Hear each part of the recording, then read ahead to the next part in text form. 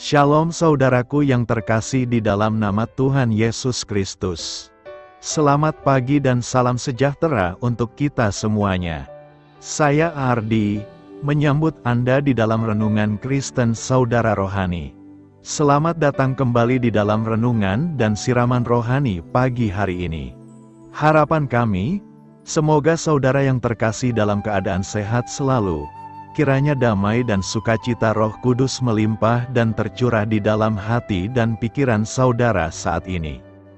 Mari luangkan waktu saudara selama 30 menit ke depan untuk mendengarkan siraman khotbah pagi dan saat teduh bersama kami tim Diakonia Saudara Rohani. Sebelum kita mulai renungan kita pada pagi ini, marilah kita bersama-sama berdoa. Selamat pagi Allah Bapa di surga, Allah Bapa yang ajaib dan perkasa. Allah yang maha pengasih dan maha baik. Allah yang kami kenal melalui Yesus Kristus penyelamat kami. Terima kasih untuk penjagaan-Mu semalaman, sehingga kami bisa tidur dengan nyenyak. Terima kasih untuk pagi yang indah yang Tuhan sediakan untuk kami. Berkati kami yang ada di sini Tuhan. Berkati semua orang yang kami cintai. Berkati semua orang di sekitar kami, agar kami menerima yang terbaik. Tuhan, kami mau berdoa untuk sahabat, keluarga, dan rekan kami yang sedang sakit. Kiranya Tuhan berkenan untuk menjamah, Tuhan berkenan untuk menyembuhkan segala penyakit yang ada di dalam dirinya. Berkati juga obat yang dikonsumsi, dokter, perawat, serta keluarga yang mendampingi, biar mereka bisa menjalankan perannya dengan baik, dan saudara kami bisa sembuh dan beraktivitas seperti sedia kala. Pada hari ini, kami anak-anak-Mu akan melakukan berbagai aktivitas. Kami akan bekerja, dan menjalankan tanggung jawab kami, kiranya Kau yang mampukan. Kami serahkan seluruh rencana dan agenda hari ini ke dalam tangan Tuhan. Biar Tuhan yang berkarya dan biarkan semua rencana sesuai dengan kehendak-Mu ya Tuhan Yesus yang baik. Ampuni dosa dan kesalahan kami dan jadikan kami pribadi yang lebih baik setiap hari. Terima kasih karena telah membolehkan kami untuk kembali menghirup udara segar di pagi hari ini, menikmati seluruh anugerah yang telah Engkau berikan kepada kami. Ajar kami menjadi pribadi yang lebih baik lagi. Itu semua karena kebaikan dan curahan kasih yang nyata dari Engkau di kehidupan kami. Demikian permohonan singkat kami saat ini. Hadirlah Tuhan di dalam ibadah kami pagi hari ini. Haleluya. Dalam nama Tuhan Yesus, aku sudah berdoa. Amin. Sahabat pendengar saudara rohani, pembacaan ayat emas Alkitab renungan kita hari ini terambil dari kitab Mazmur 119 ayat 159 sampai dengan ayat 168. Lihatlah, betapa aku mencintai titah-titah-Mu. Ya Tuhan, hidupkanlah aku sesuai dengan kasih setia-Mu. Dasar firman-Mu adalah kebenaran dan segala hukum-hukum-Mu yang adil adalah untuk selama-lamanya. Pembesar-pembesar mengejar aku tanpa alasan, tetapi hanya terhadap firman-Mu hatiku gemetar. Aku gembira atas janji-Mu, seperti orang yang mendapat banyak jarahan. Aku benci dan merasa jijik terhadap dusta, tetapi Taurat-Mu kucintai. 7 kali dalam sehari aku memuji-muji Engkau, karena hukum-hukum-Mu yang adil. Besarlah ketenteraman pada orang-orang yang mencintai Taurat-Mu. Tidak ada batu sandungan bagi mereka. Aku menantikan keselamatan daripada-Mu, ya Tuhan, dan aku melakukan perintah-perintah-Mu. Aku berpegang pada peringatan-peringatan-Mu, dan aku amat mencintainya. Aku berpegang pada titah-titah-Mu dan peringatan-peringatan-Mu, sebab seluruh hidupku terbuka di hadapan-Mu. Ayat renungan kita pada pagi hari ini terambil dari kitab Mazmur 119 ayat 159 sampai dengan ayat 168. Inti dari ayat emas renungan kita adalah pencinta kitab suci. Mari kita mulai renungan pagi kita. Kata-kata bijak yang dapat kita petik adalah, betapa manisnya janji-Mu itu bagi langit-langitku. Mazmur 119 ayat 103. Renungan kita pada hari ini ditulis dan disusun oleh Arthur Jackson. Mari kita mulai kisah inspiratif. Seorang mempelai wanita yang cantik bersiap melangkah menuju altar gereja sambil menggenggam lengan ayahnya yang bangga. Namun, sebelum itu, keponakan laki-lakinya yang berusia 13 bulan akan masuk terlebih dahulu. Alih-alih membawa cincin yang sudah umum, sang keponakan menjadi pembawa Alkitab. Dengan cara itu, kedua mempelai yang sungguh-sungguh beriman kepada Yesus itu ingin bersaksi tentang kecintaan mereka pada kitab suci. Nyaris tanpa kesulitan, si keponakan akhirnya tiba di depan altar. Yang menarik, bekas gigi si batita tercetak pada sampul kulit Alkitab tersebut. Sungguh gambaran yang sangat pas tentang aktivitas orang percaya atau mereka yang ingin mengenal Dia, yaitu merasakan dan menikmati kitab suci. Mazmur 119 merayakan keberhargaan kitab suci yang begitu komprehensif. Setelah menyatakan betapa berbahagianya mereka yang hidup taat kepada hukum Allah, sang penulis secara puitis berbicara tentang kitab suci dengan penuh semangat, termasuk kecintaannya pada hukum Allah. Lihatlah, betapa aku mencintai titah-titahmu, aku benci dan merasa jijik terhadap dusta, tetapi Tauratmu kucintai. Aku berpegang pada peringatan-peringatanmu, dan aku amat mencintainya. Pernyataan apa yang kita buat tentang kecintaan kita kepada Allah dan firman-Nya melalui cara hidup kita? Salah satu cara untuk menguji kasih kita kepadanya adalah dengan bertanya, apa yang sedang saya nikmati? Apakah selama ini saya sudah mengunyah kata-kata kitab suci yang manis? Kemudian, terimalah undangan ini, kecaplah dan lihatlah betapa baiknya Tuhan itu. Marilah kita renungkan di dalam hati kita, hal-hal apa saja yang selama ini Anda nikmati? Bagaimana Anda dapat menumbuhkan kecintaan Anda kepada Allah dan kitab suci? Hal ini patut kamu ketahui dan menambah wawasan kamu. Kitab Mazmur terbagi menjadi 5 jilid, pembagian yang mungkin mencerminkan 5 kitab Musa dalam Taurat, Kejadian hingga Ulangan. Mazmur 119 terletak dekat awal jilid kelima, yang secara umum merayakan pembebasan dari pembuangan di Babel, tetapi secara khusus ditulis untuk meninggikan hukum Taurat. Mazmur ini disusun sebagai akrostik, dengan setiap stanza dimulai berdasarkan urutan huruf dalam abjad Ibrani, yang kemungkinan dimaksudkan untuk memudahkan penghafalan. Saat membaca syair yang mengagumkan ini, perhatikan berapa sering munculnya kata-kata seperti hukum, perintah, peringatan, ketetapan, dan titah. Semua istilah tersebut merujuk pada hukum Taurat yang merupakan fondasi Yudaisme dan kehidupan bangsa Israel kuno. Mazmur 1 dan 19 juga merayakan Taurat dan akan lebih bermakna jika dibaca dengan perspektif ini. Topanglah aku yang Tuhan. Mazmur 119 ayat 116 berkata, Topanglah aku sesuai dengan janjimu, supaya aku hidup, dan janganlah membuat aku malu dalam pengharapanku. Topangan sangat kita perlukan dikala kita menghadapi banyak pergumulan. Tanpa topangan kita akan lemah dan mengalami kegagalan. Topangan janji Tuhan menjadi kekuatan bagi pemazmur dalam perjalanan hidupnya. Seperti layaknya sebuah drama, kita akan memasuki adegan lanjutan yang penuh dengan lika-liku kehidupan. Ada suka dan duka, ada tawa dan tangis. Kita tidak tahu apa yang akan terjadi di perjalanan setengah tahun yang akan datang. Hanya Tuhan, Sang penulis naskah dan sutradara kehidupan kita yang mengetahuinya. Sebagai pelakon kehidupan, kita hanya bisa pasrah dan berserah kepadanya. Kita hanya bisa mengikuti naskah yang Dia tuliskan dan memainkan peran sesuai dengan arahan Sang sutradara kita yang terbaik. Taat pada skenarionya di dalam hidup kita. Jangan komplain, apalagi menggerutu atau protes. Jangan takut dan khawatir, tidak perlu heran, apalagi ragu menjalaninya. Yakinlah kepada Tuhan, Sang Pencipta alam semesta dengan segala isinya. Allah yang bersama dengan kita, akan menopang dan menyokong kita, membawa kita kepada keselamatan, kesejahteraan, kedamaian, dan kebaikan. Daud berdoa kepada Tuhan memohon anugerahnya selalu mencukupi dirinya. Dalam nas hari ini pemazmur memohon, bahkan sampai 2 kali, Tuhan topanglah aku, dan Tuhan sokonglah aku.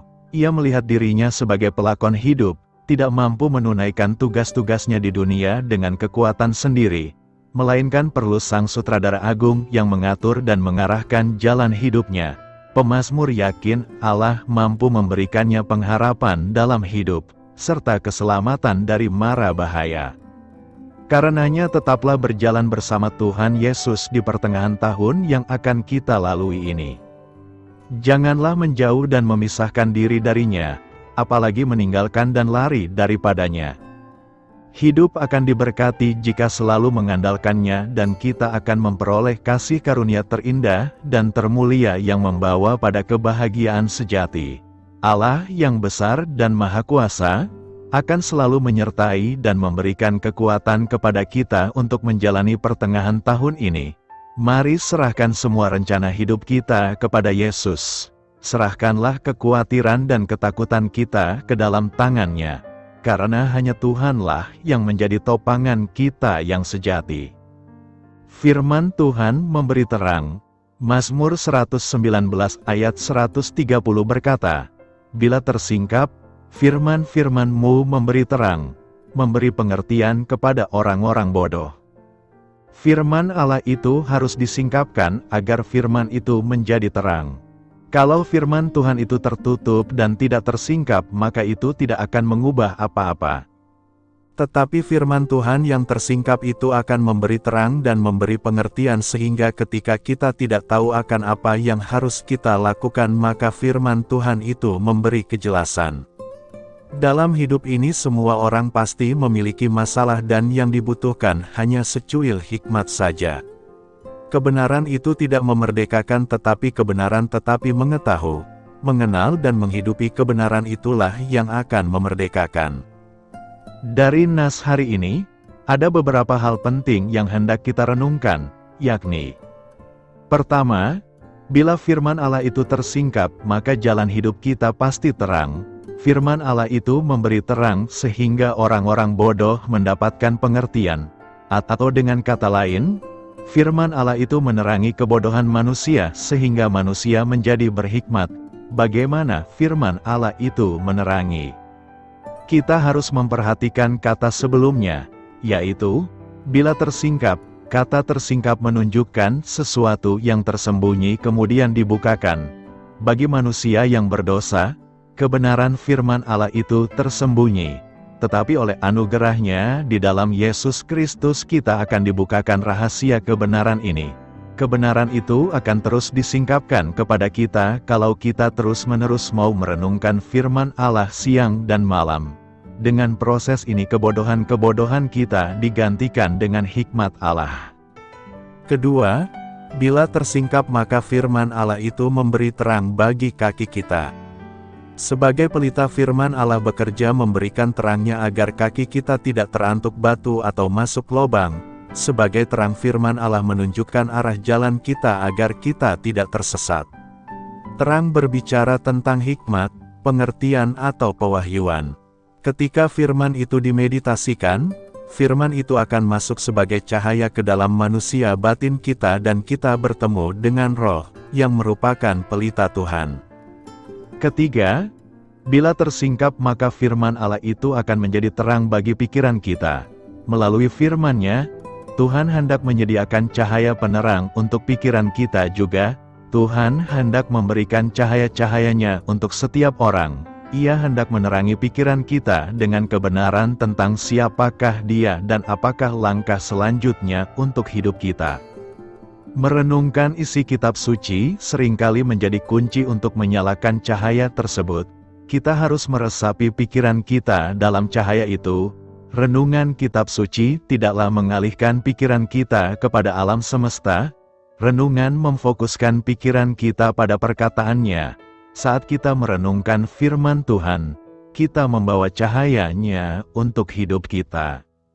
Salah satu cara terbaik untuk menyalakan cahaya dari firman-Nya adalah dengan meminta kepada Tuhan agar menyingkapkan mata kita kepada firman-Nya. Seperti dalam Mazmur 199 ayat 18, "Singkapkanlah mataku, supaya aku memandang keajaiban-keajaiban dari Taurat-Mu." Kita hendak melihat hal yang luar biasa dari Tuhan, bukan? Mintalah kepada Tuhan untuk membuka mata kita untuk melihat apa yang Tuhan mau lakukan melalui hidup kita. Karena itu, teruslah membaca dan merenungkan isi kitab suci agar Tuhan menyingkapkan firman-Nya bagi kita untuk menerangi perjalanan hidup kita. Mata hati dan pikiran yang diterangi firman Tuhan. Firman-Mu itu pelita bagi kakiku dan terang bagi jalanku. Mazmur 119 ayat 105, kebutaan sering sekali kita anggap sebagai keterbatasan.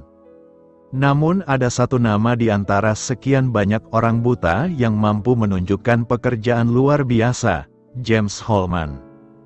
Pria kelahiran tanggal 15 Oktober tahun 1786 ini dikenal sebagai blind traveler, penulis dan pengamat sosial yang berasal dari Inggris. Selain menderita kebutaan, ia juga menderita penyakit lainnya yang sebenarnya dapat menghalangi mobilitasnya. Meski begitu, ia tetap melakukan tur keliling dunia dan menghabiskan waktunya untuk menulis kisah perjalanannya yang menginspirasi banyak orang dan menghasilkan banyak uang dari tulisan itu. Kebutaan fisik tidak menghalanginya, sebab mata hati dan pikirannya itulah yang sebenarnya menuntun dia berjalan menikmati hidup dan berkarya. Pemazmur mengingatkan kita akan hal ini dengan deklarasi iman, bahwa firman Tuhan itulah pelita bagi kakinya dan terang bagi jalannya.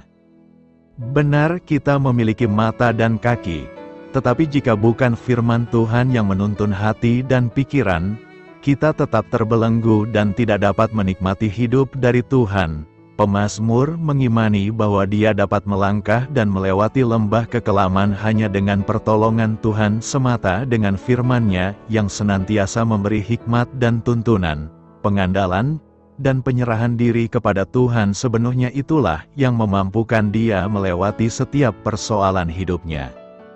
Sering sekali mata hati dan pikiran kita terbelenggu sehingga kita tidak dapat melihat berkat Tuhan dan menikmati sukacitanya. Kita melihat secara fisik, namun kita berjalan dalam kegelapan dan terkadang langkah kita tersandung. Firman Tuhan kekuatan kita dalam melangkah, sebab dalamnya kita beroleh arah dan tuntunan yang pasti. Dengan firman Tuhan kita beroleh hikmat dan merasakan kekuatan Tuhan yang menuntun. Di tengah badai dunia yang menakutkan, hati kita tetap tenang teduh, sebab kita tahu setiap langkah kita Tuhan yang pimpin. Mari kita berdoa sejenak. Ya Tuhan, mampukan aku untuk mencintai firman-Mu. Amin. Kata-kata bijak kita adalah, firman Tuhan sumber terang hidupku. Apa yang harus kita pelajari dari Mazmur 119? Mazmur 119, yang terdiri dari 176 ayat, merupakan bab tunggal terpanjang dalam Alkitab. Penulis Mazmur 119 tidak diketahui, tetapi sebagian besar sarjana setuju bahwa Mazmur 119 ditulis oleh Daud, Ezra, Daniel, atau Yeremia. Masing-masing penulis yang diusulkan ini mengalami kesulitan serius dalam hidupnya, dan penulis Mazmur 119 menggambarkan hal itu dalam deskripsi tentang rencana jahat, fitnah, dan ejekan terhadapnya, penganiayaan, dan penderitaan. Penganiayaan dan penderitaan yang dialami oleh manusia, laki-laki dan perempuan, milik Allah adalah tema utama hukum, kesaksian, perintah, ketetapan, perintah-perintah, penghakiman, firman, dan ketetapan. 1. Kebenaran. 2. Dapat dipercaya. 3. Kebenaran. 4. Kesetiaan. 5. Tidak berubah. 6. Kekekalan. 7. Terang. 8. Kemurnian akrostik alfabet. Salah satu pesan dari Mazmur ini adalah bahwa kita harus menjalani gaya hidup yang menunjukkan ketaatan kepada Tuhan, yang adalah Allah yang teratur, karena itu ada struktur akrostiknya, bukan yang kacau. Tema menonjol lainnya dalam Mazmur 119 adalah kebenaran mendalam bahwa firman Tuhan itu mencukupi sek Allahnya. Mazmur 119 adalah perluasan dari Mazmur 19 ayat 7-9 berkata, Taurat Tuhan itu sempurna, menyegarkan jiwa. Ketetapan-ketetapan Tuhan itu dapat dipercaya, menjadikan bijak orang-orang yang tak berpengalaman. Titah-titah Tuhan itu adil, menyenangkan hati, perintah-perintah Tuhan itu cemerlang, membuat mata bercahaya. Takut akan Tuhan itu suci, tetap untuk selamanya. Hukum-hukum Tuhan itu teguh dan adil seluruhnya. Ada 8 istilah berbeda yang merujuk kepada firman Tuhan di seluruh Mazmur ini. Hampir di setiap ayat, firman Tuhan disebutkan. Mazmur 119 menegaskan bukan hanya karakter kitab suci, tetapi juga menegaskan bahwa firman Tuhan mencerminkan karakter Tuhan sendiri. Perhatikan atribut-atribut Tuhan yang dikaitkan dengan kitab suci dalam Mazmur 119. Format Mazmur 119 adalah alfabetis. Mazmur ini dibuka dengan 2 ucapan bahagia. Berbahagialah mereka yang hidupnya tidak bercela, yang hidup menurut hukum Allah, yang berpegang pada ketetapan-ketetapannya, dan yang mencari Dia dengan segenap hati mereka. Penulis Mazmur ini adalah seorang yang telah mengalami kesulitan besar dalam hidupnya, tetapi juga seseorang yang telah melewatinya dengan pemahaman yang dalam dan penuh gairah tentang kasih dan belas kasihan Allah yang tidak pernah gagal. Sepanjang penderitaannya, penulis berpegang teguh pada kebenaran yang dipelajarinya dari kitab suci, yang kekal dan tetap teguh di surga. Kasihnya kepada firman Allah dan dedikasinya untuk mengingatnya dan hidup olehnya adalah tema yang diulang-ulang.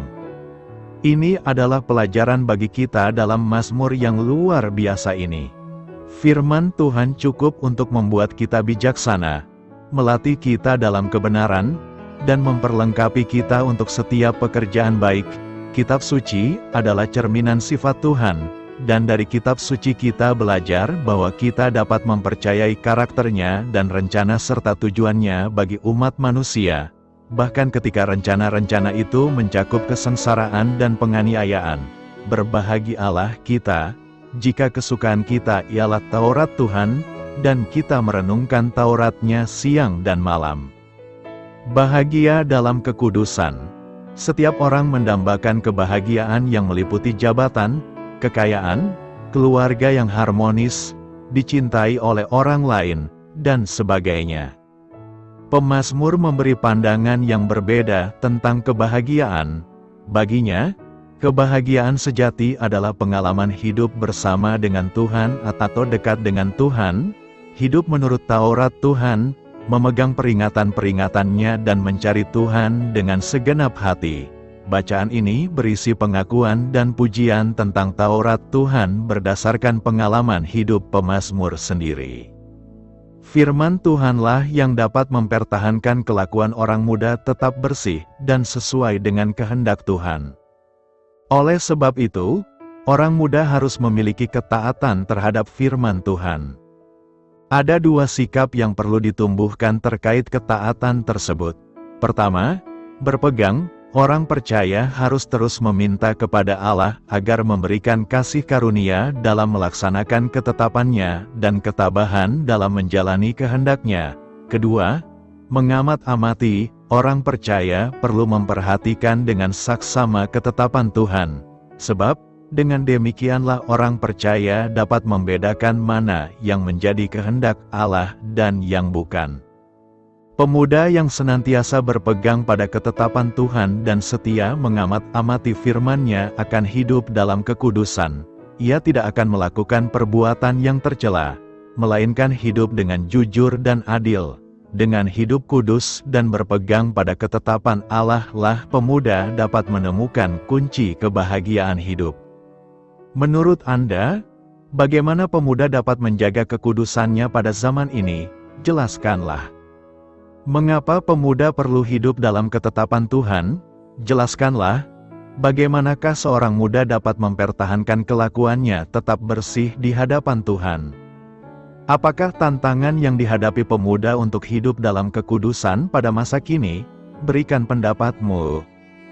Berikanlah contoh perbuatan orang yang benar dalam menjaga kekudusan hidup. Berjuanglah untuk mengejar kebahagiaan yang sejati dalam kekudusan, maka Tuhan akan memberikannya kepadamu. Perjanjian dengan Tuhan, hidup bersama Tuhan adalah kunci kebahagiaan sejati. Buatlah komitmenmu untuk berpegang dan tekun belajar pada Taurat Tuhan. Kebahagiaan orang yang hidup menurut Taurat Tuhan. Kebahagiaan adalah hal yang paling diinginkan orang di dalam dunia ini. Tetapi seperti apakah kebahagiaan yang diinginkan itu? Apakah kebahagiaan karena kekayaan, jabatan, kedudukan atau hidup yang mapan secara ekonomi, atau kebahagiaan karena dicintai oleh orang-orang, atau karena memiliki keluarga yang harmonis, atau karena memiliki kesehatan? Jikalau kebahagiaan itu tercipta seperti itu, bagaimana dengan orang-orang yang hidup dalam kesusahan? Bagaimana dengan orang-orang miskin yang berjuang dalam hidupnya? Bagaimana dengan orang-orang yang menjalani hidupnya seorang diri, seperti janda, duda, yatim piatu? Bagaimana dengan orang-orang yang berjuang untuk sehat? Jikalau kebahagiaan terlahir seperti itu, maka itu hanyalah kebahagiaan sesaat, bukan kebahagiaan yang sejati. Dan sering sekali konsep kebahagiaan seperti itu menjadi tolak ukur manusia untuk menikmati hidup di dunia ini. Melalui Mazmur 119 ayat 1-8, pemazmur memberikan penjelasan tentang kebahagiaan yang sejati. Pemazmur meyakini dengan sungguh bahwa kebahagiaan sejati akan diperoleh jika kita, pertama, hidup tidak bercela karena menuruti Taurat Tuhan. Hidup yang tidak bercela ialah hidup yang memiliki moralitas dan integritas yang berkualitas. Orang yang demikian akan hidup jujur, berlaku adil, setia, tulus dan beribadah. Ia juga tidak akan memberi celah atau kesempatan kepada dosa untuk masuk dan menguasai hidupnya. Setiap kekurangannya dan kekurangan orang lain selalu ditutupi dengan kasih. Dan hidup menurut Taurat Tuhan adalah melakukan apa yang diperintahkan oleh Tuhan dan menjauhi setiap larangan. Karena firman Tuhan atau Taurat Tuhan adalah pedoman hidup atau tuntunan bagi kehidupan yang berkualitas. Dan orang yang hidupnya berpadanan dengan firman Tuhan akan berusaha hidup berdasarkan Taurat Tuhan. Karena Taurat Tuhan atau firman Tuhan adalah cara Allah untuk mengarahkan supaya kita hidup di jalur yang benar. Kedua, hidup memegang perintah-perintahnya dan mencari Tuhan dengan segenap hati. Artinya kita tunduk dan taat akan setiap firman Tuhan dan melakukan kebenaran firman Tuhan sehari-hari. Dan mencari Tuhan dengan segenap hati, artinya dalam setiap keadaan, dalam situasi apapun tetap dirinya akan mengutamakan Tuhan, mencari hikmat Tuhan, beribadah dengan sungguh-sungguh. Orang yang berusaha memegang perintah Tuhan tetapi hatinya tidak mencari Tuhan, maka itu akan sia-sia. Ketiga, tidak melakukan kejahatan dan hidup menurut jalan yang ditunjukkan, artinya apapun yang dilakukan tidak semata-mata untuk menyenangkan diri sendiri, tetapi juga memperhatikan orang lain dan tidak melakukan segala sesuatu atas kemauan sendiri, tetapi melakukan sesuatu sesuai firman Allah. Inilah jalan Allah yang ditetapkan dan ditentukan bagi manusia agar hidupnya bahagia. Berbeda dengan jalan-jalan yang ditawarkan oleh dunia ini, di mana manusia akan menikmati kebahagiaan yang sementara. Jika kita dapat melakukan semuanya itu, maka Tuhan akan memperhatikan setiap umatnya yang hidup menurut Tauratnya. Ia tidak akan mendapat malu. Mata Tuhan akan selalu tertuju kepada setiap orang yang melakukan firman-Nya, dan Ia tidak akan meninggalkan mereka. Inilah janji Tuhan kepada setiap orang yang hidup menurut Taurat Tuhan yang menjadi sumber kebahagiaan orang percaya. Yang menjadi pertanyaan adalah, apakah kita merasa bahagia saat melakukan Taurat Tuhan? Atau kita galau, sakit hati, atau kita merasa menderita? Memang hidup ini tidak ada artinya tanpa kebahagiaan pada diri kita masing-masing. Tetapi melalui kesaksian pemazmur, kita belajar bahwa setiap orang akan tetap mengalami kebahagiaan, bahkan saat mengalami atau ditimpa kesusahan karena ia percaya bahwa Allah memberkati dan melindungi orang yang berlindung padanya. Kebahagiaan seperti itulah yang diajarkan Tuhan melalui nas ini. Oleh karena itu, mari kita mencari Tuhan dan firman-Nya. Sebab jika berpegang pada firman Tuhan dan hidup menurut jalan yang ditujukannya, serta menjauhi kejahatan, maka kita akan menjadi orang yang berbahagia. Kebahagiaan kita bukan berdasarkan apa yang kita miliki, harta, namun kebahagiaan kita adalah bagaimana kita hidup di dalam firman Tuhan sepanjang hidup kita. Kemasyuran, keagungan, kekayaan yang diberikan dunia hanya memberikan kebahagiaan yang sementara dan tidak akan dibawa mati. Kekayaan tidak bisa membeli kesehatan, kekayaan juga tidak dapat membeli orang yang kita kasihi, kekayaan juga tidak akan dapat memberi jaminan kenyamanan bahkan hidup kekal.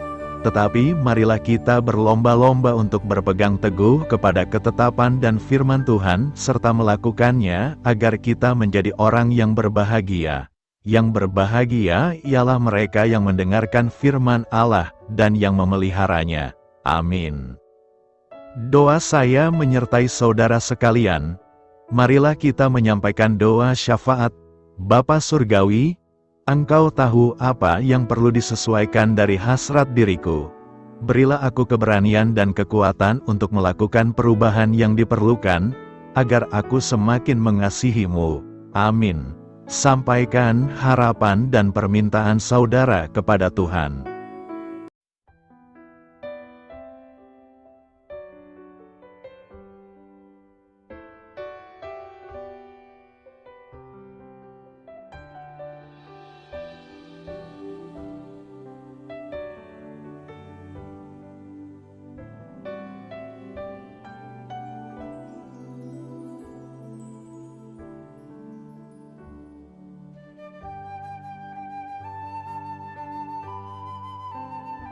Marilah kita renungkan sahabat saudara rohani. Demikianlah renungan firman Tuhan pagi hari ini. Semoga menjadi berkat dalam hidup kita. Dan sebelum kita memulai segala aktivitas kita pagi hari ini, marilah kita berdoa. Selamat pagi Bapa, malam hari telah berganti pagi. Kehidupan baru telah Engkau berikan kembali bagi kami. Bapa Surgawi, tolonglah aku menyadari kebutuhan orang lain, supaya aku dapat membagikan apa yang telah Engkau berikan kepadaku. Pada saat aku membutuhkan, berilah aku keyakinan bahwa Engkau akan mencukupkanku, melalui orang-orang yang mengasihi-Mu, bukan karena kami pantas atau layak, namun karena kasih karunia-Mu kami boleh ada, sebagaimana kami ada di pagi hari ini. Terima kasih Tuhan, atas kesempatan baru yang telah Tuhan berikan kepada kami, untuk bisa memperbaiki diri agar kami bisa lebih layak di hadapan-Mu. Hari ini kami serahkan semua perkara dan kesulitan yang akan kami lalui ke dalam tangan-Mu. Biarkanlah kami bisa memuliakan-Mu dalam segala aktivitas yang akan kami lakukan. Amin. Biarlah firman Tuhan menjadi pengingat untuk kita semua, bahwa tuntunan dari Roh Kudus akan selalu memberi jalan keluar bagi setiap permasalahan hidup kita, dan memberi kedamaian di hati kita. Sampai jumpa di renungan pagi saudara rohani berikutnya. Kiranya Tuhan selalu memberkati saudara semua hari ini. Amin. Shalom.